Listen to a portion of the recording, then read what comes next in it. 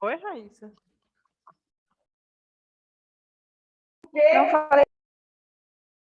Não falei nada, não. Ah, tá. Então, continuando aqui, né? Tem essa diferença. Por que eu estou mostrando para vocês entenderem como que é a diferença, por que que tem a diferença no quadril e por que que a osteoporose acomete mais a mulher, né? Por que que tem essa facilidade na hora de fazer a lesão. Então, deixa eu voltar aqui.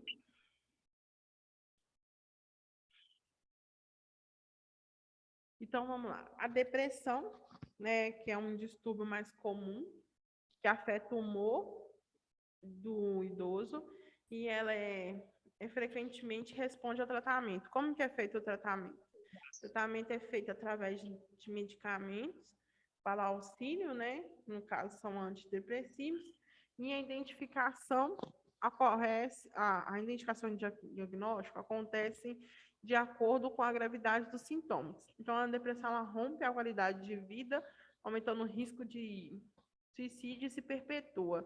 Ela também pode ser um sinal de uma doença crônica, resultado de algum outro tipo de doença física. Então, os sinais de depressão incluem tristeza, fadiga, memória e concentração diminuídos, sentimento de culpa, inutilidade, distúrbios no sono e no apetite, com perda ou ganho de peso excessivo, agitação, diminuição da atenção e ideia de suicídio. Então, o delírio, ele consiste no estado de confusão aguda. Então, começa uma confusão que progride para desorientação. Então, o paciente pode experimentar um nível de consciência variado, desde estupor, que é o nível de consciência considerado diminuída, até atividade excessiva. Então, pensando nisso, o paciente com delírio, ele mostra uma desorganização mental de modo peculiar e de atenção curta. Então, ele tem alucinação, ilusão, medo, ansiedade, paranoia e também pode ser evidente esses fatos. Lembra que eu comentei com vocês que quando meu pai estava internado, ele teve um quadro de delírio, que ele via as coisas debaixo da cama dos outros pacientes, que ele via pessoas se aproximando dos outros pacientes. Então, isso está relacionado a um nível de internação ou até mesmo uma própria desorientação mental. Então, a demência é uma síndrome que ocorre a partir da doença cerebral, usualmente de natureza crônica e progressiva, na qual uma perturbação de múltiplas funções corticais superiores, incluindo a memória, pensamento, orientação, compreensão, cálculo, capacidade de aprendizagem e linguagem e o julgamento. Então, essa pessoa ela tem uma dificuldade em controlar os seus sentimentos com o comportamento social e a motivação de vida. A demência vascular é o tipo mais comum da doença, então ela apresenta as mesmas características que a Alzheimer, no início, abrupto, num curso gradual deteriorante. Então, essa pessoa pode ser prevenida, né, através dos riscos como hipertensão, diabetes, tabagismo e arritmia. Então, essa é a forma de prevenção que pode fazer para diminuir que ela desenvolva uma demência vascular. Então, o diagnóstico pode ser confirmado através de técnicas de imagem cerebral e fluxo sanguíneo cerebral. Então, a doença de Parkinson, mal de Parkinson, eu já falei para vocês como que funciona, mas eu vou explicar melhor, mais detalhado. Então, a disfunção dos neurônios secretores de dopamina, que controlam ajustes da transmissão dos comandos conscientes vindo do córtex cerebral para os músculos do corpo. Existem duas formas características da manifestação da doença, que provoca a rigidez muscular e lentidão dos movimentos, que é a mais comum, e a que provoca o tremor, que é principalmente nas extremidades dos membros. Então, o tremor é nas mãos e nas pernas. Então, por isso que o paciente tem mais probabilidade de cair, né, de resultar na queda. Então, essa doença ela surge na maioria das vezes sem evidência, sem causa evidente, E o fator genético é um pouco representativo nesse mal. Então, ela pode ser uma doença genética. Transtorno bipolar é um dos sintomas da mania dos idosos mais semelhantes com aqueles que os adultos mais jovens, inclui como euforia, humor expansível e irritável, necessidade de sono diminuída, fácil distração, impulsividade e, frequentemente, consumo excessivo de álcool. Então, o comportamento é um pouco mais hostil e desconfiado, e quando acontece o primeiro episódio, geralmente o paciente tem mais de 65 anos, então deve-se alertar para uma causa orgânica associada. Então, vamos falar um pouco de cuidado. Então, o cuidado corporal. O que a gente tem que atentar na higiene corporal desse paciente? Que é na hora do banho, né? Sendo ele de leito ou de aspersão, que é no banheiro, a gente tem que observar a integridade da pele, como que está o cabelo, se tem algum tipo de lesão, se as unhas estão muito grandes, tem que cortar, se a higiene oral está sendo eficaz, né? Então, as características da pele, como cor, temperatura, hidratação, edema, vermelhidão, se pode ter alguma escara, no caso é lesão, né? Então, esses sinais que a gente chama de dor, rubor, calor, que é a temperatura, hidratação, edema e vermelhidão, é o que pode estar levando a ocasionar uma lesão aqui naquele paciente. Então, se ele dá conta de ir para o banho sozinho, a gente auxilia ele até chegar lá e deixa ele tomar o banho dele. Então, a gente evita deixar a porta aberta ou janela para ter a corrente de ar. Geralmente, a gente fecha no momento do banho. Sempre verifica a água, se ela está na temperatura adequada, para não dar um banho muito frio, nem muito quente, pode se lesionar a pele. Então, não deixar que o idoso tranque a porta, né? Geralmente a gente não deixa chave na porta do banheiro para evitar que fique trancada, a não ser que ele seja com acompanhante. E se o paciente for obeso, sempre chamar ajuda. Se ocorrer um banho no leito, deve informar o paciente, né, que vai fazer o banho no leito e arrumar o quê? Os biomos. Geralmente coloca 2 biomos, né, um de um lado e um do outro, e fecha a porta da enfermaria para que ninguém veja o paciente exposto. Então, tem as cadeiras, né? Fazer a higiene da cadeira é muito importante, antes e depois que o paciente usar, sempre pensando em quem vai usar o seu paciente, depois é outro. Então, o outro paciente que vier usar já pega a cadeira limpa, né? Para não haver nenhum tipo de contaminação. Estimular sempre o paciente a manter o máximo de independência. Então, o que você puder fazer para que o paciente que ele se sinta independente, ele se sinta útil, você pode fazer. Então, se ele dá conta de lavar os próprios cabelos, você deixa os braços, escovar o dente, lavar o rosto. Enfim, o que ele conseguir fazer, você deixa ele fazer, mas sempre supervisionando.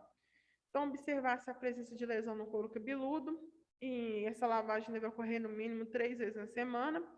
Isso depende do local. Se ele estiver no hospital, infelizmente, não consegue fazer essa lavagem pelo menos 3 vezes na semana. Ainda mais se ele não tiver um acompanhante com ele.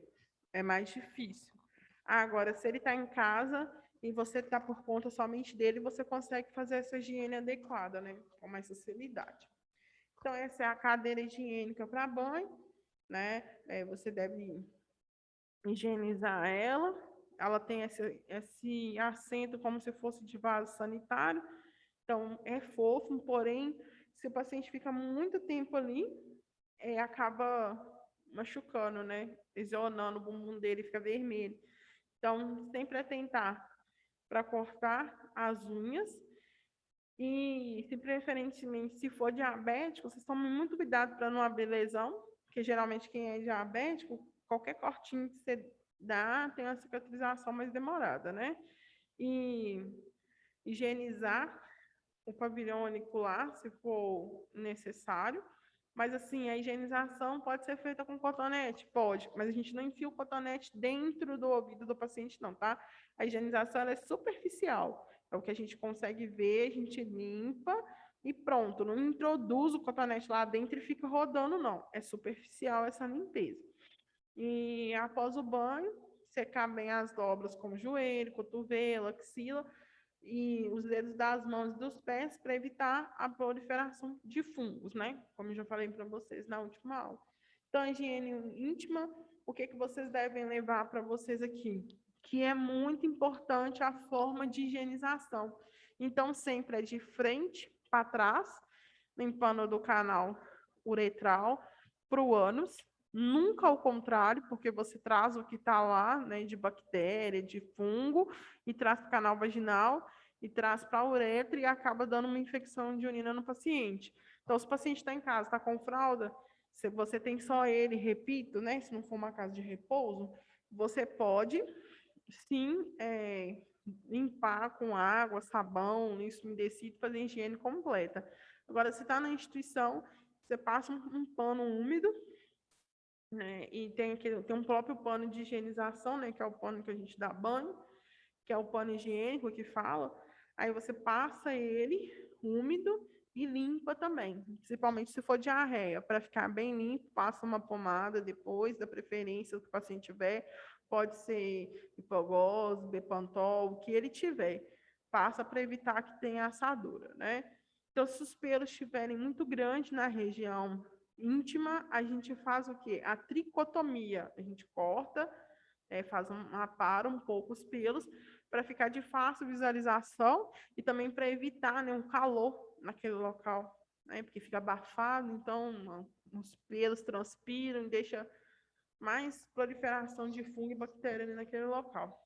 Então, esses são os objetos hospitalares que são usados para recolher a diurese, né, o urinol e a comadre, que também pode ser chamado de marreco, o masculino, e tem ele de alumínio e esses são de plástico.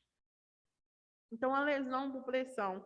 A lesão por pressão, ela deve ser evitada. Como que a gente evita a lesão por pressão? Fazendo a mudança de decúbito de 2 em 2 horas. Então, o paciente que é acamado, que tem dificuldade de locomoção, que é obeso, quando é obeso, a gente pede auxílio, né? Sempre pede alguém para ajudar.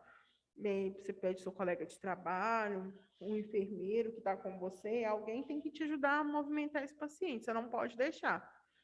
Por quê? Porque muito tempo sobre a mesma posição, principalmente se for proeminência óssea, vai estar havendo ruptura da pele. Então, aqui mostra para vocês, né, um local que tem maior índice de lesão, que é na trochanter, que é na cabeça do fêmur, digamos assim, e na sacral, né, que é perto do cóccix. Então, sempre atentar para essas áreas, fazer descompressão e a mudança de decúbito adequado. Ah, professora, como que é a mudança de decúbito?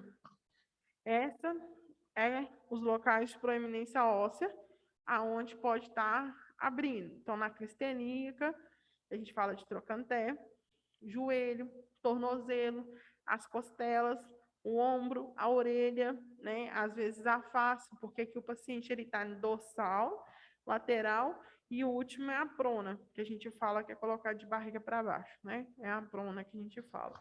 Então, como que eu vou fazer para evitar que esse paciente tenha essas lesões? É fazendo a descompressão.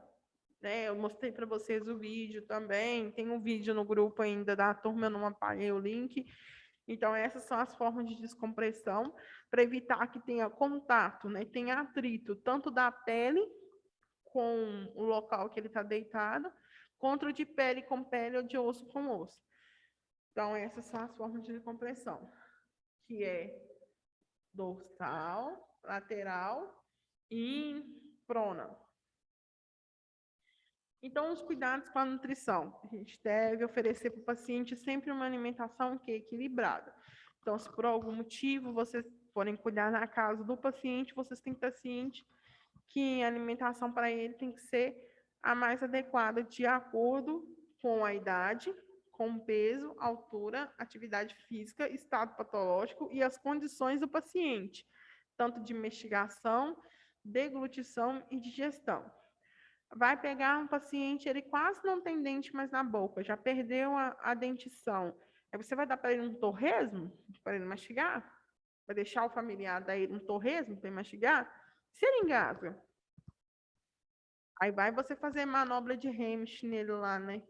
Para fazer a desobstrução de via aérea, que ele está engasgado. Então, atentar para esses fatos. Então, uma alimentação saudável, ela contribui pela qualidade de vida das pessoas, porém influencia bem no estado físico e mental e no equilíbrio emocional, na proteção, perdão, na prevenção dos agravos à saúde e no tratamento de pessoas doentes. Então, o que o paciente tem que ter? Uma dieta rica em zinco, cálcio, selênio, magnésio, potássio e ferro. Então, aonde que a gente acha cada um? O cálcio a gente acha nos derivados do leite, na carne, na gema do ovo, no feijão e na sardinha. O zinco a gente acha na aveia, no levado de cerveja, na carne, no fígado, no espinafre e nos frutos do mar. O seleno a gente acha no alho, no brócolis, na cebola, no frango, nos cereais integrais, farelo de trigo e castanha do Pará. O magnésio a gente acha no limão, feijão, maçã, soja, abóbora, lentilha, chocolate, em cereais integrais. O potássio a gente acha nas verduras, legumes, cereais integrais, tomate, banana e batata. E o ferro a gente acha no fígado, na carne, nos leguminosos secos associados à vitamina C. Então, esses nutrientes são muito importantes após os 60 anos, uma vez que o corpo tende a ter um déficit, né? Devido à própria fragilidade do tempo, a absorção intestinal, ela muda. Então, a gente precisa caprichar na alimentação desse paciente, ofertar o mais variado possível. Então, as vitaminas. A B a gente encontra no arroz integral, ervilha, leite, carne, peixe. A vitamina A no óleo de fígado, na margarina, nas frutas e hortaliças amarelas e verdes escuras. A vitamina E nas folhas verdes escuras, como couve, bolei aqui, no ovo, na margarina e nos óleos vegetais. A vitamina C a gente acha em frutas cítricas, agrião, beterraba, couve-flor, repolho e rúcula. E a vitamina D na gema do ovo, fígado, manteiga e peixes gordurosos. Então, qual que é o cuidado que a gente tem que ter com a locomoção do paciente? Então, é fundamental para que a saúde de todo ser humano, principalmente o paciente geriátrico, esquece, falei errado. Paciente geriátrico, a falta de locomoção pode causar aumento da osteoporose, lesão por pressão, prisão de ventre, problemas urinários e respiratórios, redução da força e do tônus do paciente, aumento do risco de infecção e embolias. Então, a prevenção dos problemas do aparelho locomotor deve garantir a movimentação apropriada, para manter a postura sempre correta, evitando assim danos na coluna cervical. Então, como que eu vou orientar esse paciente a se movimentar? Então, eles tendem a ficar muito tempo na cama e fica sem movimentar. Então, é necessário que vocês façam aquela movimentação, além de deixar o local mais rígido. Então, primeiro, a gente tem que colocar uma tábua debaixo do colchão, para que o colchão não fique tão mole, e a gente vai orientar fazendo aquela movimentação. Lembra que eu mostrei para vocês mais ou menos como que funcionava? Então, você vai auxiliar ele a levantar o tronco. Depois que você auxiliou ele a levantar o tronco, você vai fazer com que ele fleta os joelhos. O que eu fletei? É flexionar os joelhos, né? E virar. Na hora que ele virou, ele vai estar colocando as pernas para fora da cama. Provavelmente ele não vai conseguir colocar todas, né? Ela por completo. Então a gente auxilia ele na virada do quadril, deixando sempre que ele segure na gente. Nunca deixe o paciente de pendurar no seu pescoço, tá? Sempre peça que ele se firme no seu ombro. Porque se ele puxa você, como se ele é um paciente mais pesado, e ele te puxa no seu pescoço, ele vai te causar pode causar um trauma na sua coluna, né? Aí você tá ficando com um traumazinho aí, sem querer. Então, o que a gente vai fazer? Vai pedir para segurar no seu ombro. E você faz a movimentação dele. Na hora de levantar, se você sentir segurança que ele não vai te puxar, tudo bem. Se você achar mais fácil, deixa ele passar a mão no seu pescoço. Mas se você achar que ele vai te puxar para baixo, não deixe ele passar a mão entre volta do seu pescoço, porque ele vai te machucar. Então, Se for incapaz de realizar exercício sozinho, a gente, como profissional, pode ajudá-lo, ficando ao seu lado e dando as instruções para ele. Então, para dar continuidade, a gente deve dar sempre firmeza ao paciente, segurando a mão dele, estando do lado dele, apoiando a mão à altura dos ombros e a outra no quadril, depois movimentar com delicadeza, passo a passo, solicitando que ele olhe para as mãos e mova a cabeça ao mesmo tempo. Então, como sentar um paciente idoso? Então, na maioria dos casos, ele tendo uma boa saúde, sendo independente para locomover, ele vai sofrer algum tipo de problema na articulação, né? Ele pode ter algum problema de retorno venoso. Então, a falta de vigor na musculatura e na coordenação motora, principalmente para a sustentação do tronco, a gente pode fazer o quê? Usar apoios com o braço. Então, a gente vai apoiar ele com o braço para dar melhor conforto para ele e facilitar na hora de levantar. O encosto da cadeira deve ser mais resistente, aonde a gente vai colocar ele. Tem que ser um material mais firme, porém estofado, né? Vai ser firme, mas acolchoado. Ao mesmo tempo, para que ele consiga ficar bem confortável e não sinta tanta dor. Lembra que eu dei uma dica para vocês de colocar algum travesseirinho para fazer o quê? Descompressão de sacral. Que ao longo do tempo ele tende de escorregando para descomprimir. Aí quando você olha, às vezes você colocou ele lá. Não tem nem 10 minutos, você sai de perto e já tá assim, ó. Quando você olha, ele já tá lá embaixo na cadeira, assim, ainda cochilando. Porque às vezes a roupa também, o material da roupa facilita que ele escorregue. Então, uma vez que ele começou a escorregar, ele vai permanecer escorregando. Então, realizar um movimento. O paciente deve estar, se ele estiver muito incapacitado, nós como cuidadores, ao sentado devemos usar os próprios joelhos e pé para firmá-lo. Então, a gente faz uma posição, né? Que é aquela posição que eu mostrei no vídeo anterior, que a gente vai apoiar ele com o nosso joelho. Se ele não conseguir sentar sozinho, é o nosso joelho que vai fazer essa movimentação, né? A gente não vai carregar ele todo no braço, a gente vai carregar ele também no joelho. Até porque a gente sozinho carregando ele no braço não dá conta, principalmente nós mulheres. A gente precisa do apoio do joelho para ter maior flexibilidade.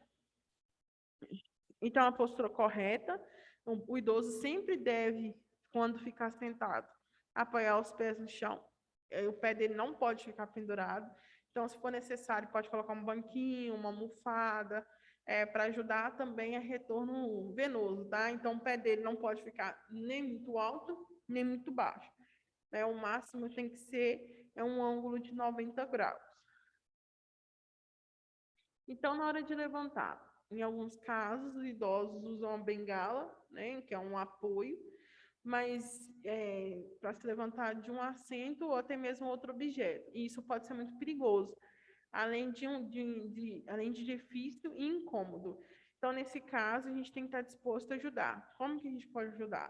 A gente vai até a beira da cama, inclina a cabeça e o tronco para frente, e com os pés no chão, ligeiramente separados, segura o braço de apoio do assento e coloca a mão para dar um impulso. Então, a gente vai posicionar ele, a gente vai preparar ele para levantar. Então, caso o idoso ele não seja capaz de levantar sozinho, aí o cuidador deve segurar pelas costas com as suas próprias joelhos e pé, firmar o paciente, colocar uma das pernas dele e com o mesmo intuito. Então, o que você faz? Você vai pegar o paciente pelas costas, você vai abraçar o paciente para levantar ele. Você tem que tomar muito cuidado de como que você vai abraçar, para você não dar um solavanco nele de uma vez e ele sentir dor nas costas. Então, você pede ele para segurar no seu ombro e você segura o quadril dele. Levanta o paciente e senta como se fosse sentar. Você não solta ele não, mas você tipo posiciona ele no seu joelho para você passar ele da cama, da cadeira para a cama, ou até mesmo deixar ele de pé. Você dá um impulso para ele descansar no seu joelho, mas não por muito tempo. Você tem que falar com ele, eu vou te dar uma ajuda. Então, você vai deixar ele descansar um pouquinho e levantar. É muito rápido, tá, gente? Que só dessa posição de levantar para chegar no seu joelho, ele já cansa um pouquinho. Então, na hora que você levanta ele já está mais fácil para ele de locomover. Agora, se é um paciente que não consegue locomover, é interessante que o local que ele esteja sentado já esteja próximo onde você vai colocar ele, senão você não dá conta e os dois caem. tá? Então, tem que ser bem feito esse manejo aí. Então, auxiliando o idoso a levantar da cama com dificuldade, porém com movimentação independente. Então, deve colocar as pernas abertas na beira da cama, apoiar os cotovelos e as mãos, erguer a cabeça, baixar os pés no chão e sentar na cama. Então, isso é como se o paciente estivesse na cama, tá, gente? Ele fosse totalmente dependente. A gente tem que observar se ele vai estar fazendo esse movimento. Senão, a gente vai orientar ele como fazer. Então, o caso o paciente precisa de algum auxílio, né? É aquela questão que eu expliquei para vocês, como vai levantar ele. Algumas coisas são meio repetitivas. Eu não aconselho ninguém a usar uma corda, sabe? É porque tem gente que usa, tipo, como se fosse um banquinho, uma amarra, tipo um banquinho suspensório e puxa. Isso eu não aconselho, não. É usado muito em paciente idoso, mas eu não aconselho porque você tem que ter muita força e firmeza para puxar aquele negócio. E se a pessoa que fixou não fixou direito, o peso do paciente for maior, se for a primeira vez que está indo testar, e o paciente cair, a responsabilidade é sua, né? Foi você que posicionou ele ali. Então, a gente tenta da maneira melhor que a gente conseguir a gente mesmo. Então, quanto a ficar de pé, não tem segredo, né? É mais ou menos aquela parte que eu falei lá atrás.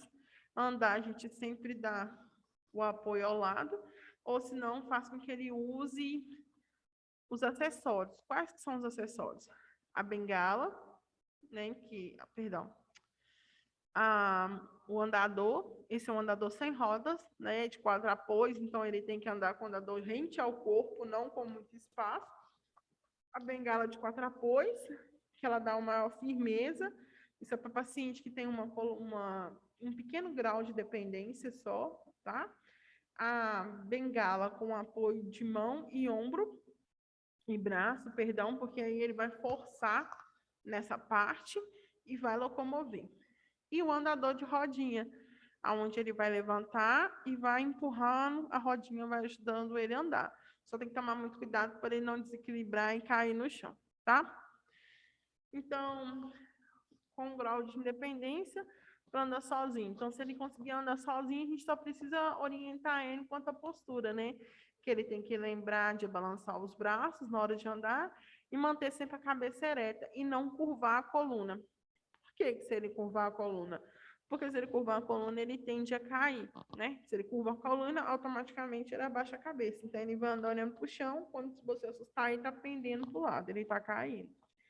Então, sobre a qualidade de vida na velhice, o que a gente pode falar? Ela se divide, né, em 4 itens, que é a competência comportamental, que traduz no desempenho frente às pessoas e diferentes situações da vida, portanto, depende do potencial de cada um, e suas experiências e condições de vida, seus valores agregados, o curso da vida, desenvolvimento pessoal, que é influenciado pelo contexto histórico, as condições ambientais, que se diz a respeito ao contexto físico, ecológico, construído pelo homem, que influi nas suas bases de competência adaptativa, como emocional, cognitivo e comportamental, a qualidade de vida percebida, né, que reflete a avaliação do próprio estilo de vida, influenciada pelos valores que o idoso foi agregando e as expectativas pessoais e sociais, o bem-estar subjetivo, que significa a avaliação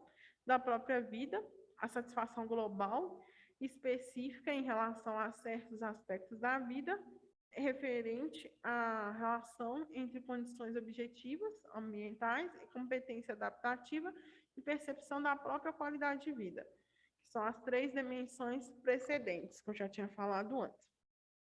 Então, à medida dos seus antecedentes pessoais, como histórico, genético, socioeconômico e cultural, pela estrutura do traço de personalidade e outros mecanismos de autorregulação, como sentido pessoal, sentido da vida, religiosidade, transcendência, senso de controle, senso de eficácia pessoal. O que a gente pode ver com isso? E adaptabilidade. É o quanto o idoso está preparado para a velhice. Muita gente entende que vai envelhecer e se prepara, se organiza, faz planos, rotinas. Outras pessoas não aceitam que a idade chegou, né? Que aquele momento é o momento que ela tem para se cuidar e deixar ser cuidada, que ela não precisa continuar cuidando dos filhos, sendo proveniente de casa. E muitas pessoas não aceitam isso, né? Quer ser ativa a qualquer custo. Aí acha que ser ativa vai ter que trabalhar, ter que ter uma despesa dentro de casa, e às vezes não é necessariamente dessa forma, né? Ele pode fazer outras atividades na sua rotina para que ele se sinta útil. Então, algumas medidas preventivas para o controle da qualidade da vida é não fumar e não beber em excesso. Aí, ó, Juliana, escutou, né? Se o cara querendo cestar, não beber em excesso. Realizar atividade Desse física, realizar atividade física, alimentar-se corretamente, imunizar-se de acordo com o calendário vacinal do idoso, usar protetor solar diário e óculos de sol para evitar o câncer de pele, né, gente? Consultar um médico regularmente, manter um relacionamento social e manter o lazer. Sempre ter alguma atividade física, para isso não falta, né? Então, quais que são os estímulos que a gente pode estar fazendo para esse paciente? A maioria das queixas está relacionada à perda auditiva, né? À acuidade auditiva, que se perde 70%, oh, perdão, que 70% dos grupos se queixam de ter dificuldade. Então, assim, não tem diferença entre mulher ou homem, e a gente sabe que com a idade, né, a audição ela vai deteriorando. Quando o paciente passa de uma certa idade, ele tende a ter dificuldade de escutar. Eu não sei se vocês já repararam, quando o paciente é bem idosinho, ele fica assim, o quê?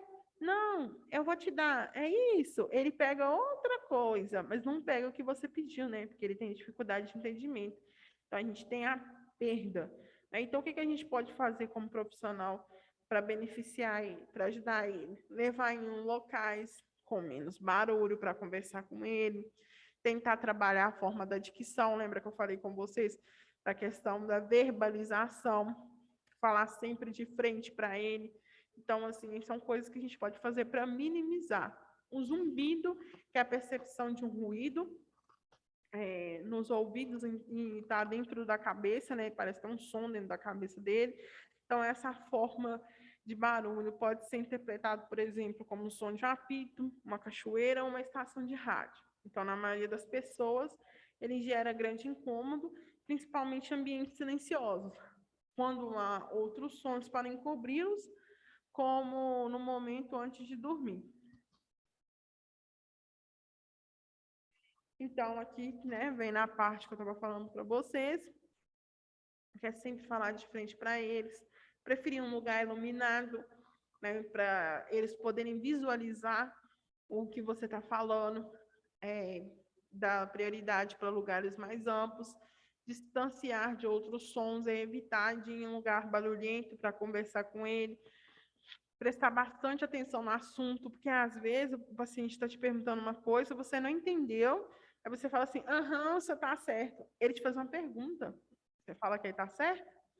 Então, aí ele vê que você não está interessado no que ele está falando. Então, usar a escrita como facilitador, se o paciente ainda tem condição de escrever, é interessante pedir que ele escreva o que ele está querendo que você entenda, porque aí fica de mais fácil compreensão. Então, aqui são as urgências e emergências na terceira idade. Tá faltando só... Deixa eu só conferir aqui.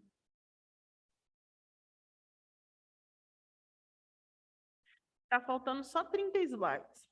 Aí, o que eu vou fazer? O link já vai cair. Eu vou parar aqui na urgência na terceira idade. Que aí... para na arritmias, né? Aí eu paro aqui e na segunda-feira eu termino de falar esses slides antes da gente fazer a correção do exercício. Daqui a pouco eu vou pedir, meu irmão vai me enviar, aí eu vou mandar para vocês a atividade. Aí o que eu vou pedir para vocês? Eu vou mandar esse slide aqui, mesmo sem ter terminado ele, para vocês terem ele como base para fazer o exercício. Algumas perguntas estão direcionadas daqui mesmo, porque como é atividade de revisão, né? Fica mais fácil para vocês assim. E outras estão de acordo com a apostila. Então, não está difícil o exercício, não. Tá fácil. São 18, acho que é isso mesmo, 18 questões. Dentre elas tem questão aberta, tá? As questões que forem abertas, tem uma pontuação, mas é só para vocês saberem o tanto que vocês acertaram, tá? Não quer dizer que tá valendo nota, não. Que as notas a gente já finalizou. Então, tem uma pontuação para vocês saberem o que vocês acertaram, o que vocês erraram. E o que for de questão aberta, não existe resposta errada, não, tá? A resposta quem vai definir sou eu depois. Depois da correção, eu vou falar para vocês o que era a resposta certa. Então, vocês têm direito a ficar com uma cópia da atividade, então facilita para vocês, né, para estudos futuros. Por hoje é só. Eu vou estar encerrando aqui. Aí a gente Vai ficar disponível até segunda-feira? Oi, Raíssa. Vai ficar disponível até segunda-feira? Vai, não, a atividade ela não vai ter prazo para ser entregue, não, porque ela é de revisão, né? Então é para vocês fazerem para aprender mesmo. Então eu não vou cancelar ela, não, tá? Ela vai ficar disponível para vocês. Professora, bom dia. Você fez chamada? Fiz. Eu não respondi. Deixa eu ver, eu acho que eu coloquei presença para você, Michelle. Ao longo que as meninas foram entrando, eu fui colocando. Não coloquei para você, vou colocar aqui. Tá bom, obrigada. A Ludmila, coloca para mim também, meu bem. Eu coloquei, Luciene. Quando entra computador, agora eu já sei que é você. Ai, que bom. Obrigada, Flor. Eu vejo o computador, eu sei que é você. Então, pode ficar tranquilo. Tá bom, meu bem. Obrigada. Eu acho que quarta também eu não respondi a chamada. Quarta? Uhum. Ai, eu vou ter que olhar aqui na folha depois. Deixa eu ver. Quarta foi 11, né? Isso. Deixa eu olhar aqui. Quarta você não respondeu. Tá como ausente. Mas eu coloco a observação que você assistiu a aula gravada. Eu tenho como fazer isso. Aí tá você bom. manda um print depois. Você já me mandou o print dessa aula? Acho que não, né, Michelle? Participei da aula quarta. Você participou, né? Coloquei, Participei. Michelle. Pois é. Ah, Michelle Alves. Não, a Stephanie mandou mensagem aqui. A Michelle Stephanie. Ah, tá. Perguntando se tinha colocado presença. Pois é, eu coloco aqui que ficou faltando. Aí eu coloco que você está presente. Pode ficar tranquila que eu vou resolver para você aqui. Ludmila. Beleza, obrigada. Oi, Carla. Eu vou sair, que eu tenho que ir para o ponto para ir trabalhar, tá? Eu também já vou encerrar, já, tá?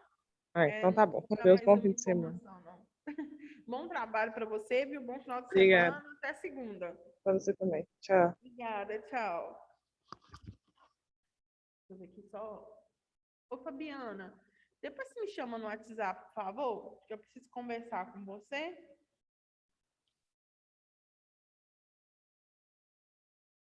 Sim, viu, professora, chama. Aí a gente conversa, tá? No mais, gente, E pode ser agora? Hã? Depois? Pode ser hoje ainda? Se você quiser agora, se você puder, pode, que eu já vou encerrar a aula e a gente conversa, tá? Tá bom. Boa tarde para todo mundo, um bom final de semana para vocês. Eu vou mandar atividades, vocês aproveitem e estudam bastante. Se tiver alguma dúvida, anota que a gente resolve, né, na segunda-feira. E estuda muito, gente, estuda muito. Eu vou mandar um slide de revisão junto com a atividade, estuda bastante, para na hora da prova eu quero ver todo mundo tirando notão, tá? Tá bom. Tá bom. Professora, para você também. Obrigada, para vocês também. Com Deus, viu? Bom Bom para dia. vocês, Juliana. Tchau. Juliana. A Juliana já até saiu. Aí. Juliana já até saiu já, gente, ó. Já tá sextando. Deixa lá então. Tchau para vocês. Com Deus, gente. Tchau. Tchau.